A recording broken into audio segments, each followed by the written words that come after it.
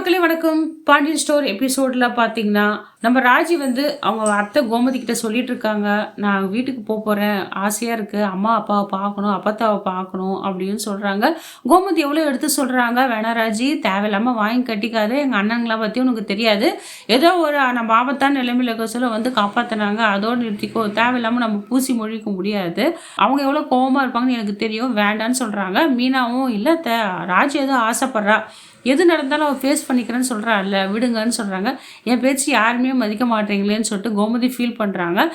அவளோட ஃபீலிங்ஸ்க்கும் நம்ம மரியாதை குடுக்கணும்ல. போயிட்டு தான் வரட்டுமே அப்படின்னு மீனா சொல்ல, "சரிம்மா தாயங்களே, எப்பனா போங்க. வரத நீங்க தானே அனுபவிக்க போறீங்க. எனக்கு என்ன வந்துச்சுன்னு" சொல்லிட்டு மருமகள அனுப்பி வச்சுர்றாங்க கோமதி. ராஜுவும் அப்பா, அம்மா என்ன சொல்லுவாங்களோ தெரியலையேன்னு சொல்லிட்டு தயக்கத்தோட அந்த வீட்டுக்குள்ள போறாங்க. அங்க மாரி, வடிவு, அப்பத்தா எல்லாமே பேசிட்டு இருக்காங்க. சந்தோஷமா பேசிட்டு இருக்காங்க. ராஜி பத்தியும் பேசிட்டு இருக்காங்க. அந்த நேரத்துல ராஜி போய் நிக்கவே எல்லாருமே ஷாக் ஆகுறாங்க. ராஜி பார்த்த உடனே அப்பத்தா, அவங்க சித்தி மாறி, அவங்க அம்மா வடிவு எல்லாம் கட்டி அணைச்சுக்கிறாங்க. அந்த நேரத்துல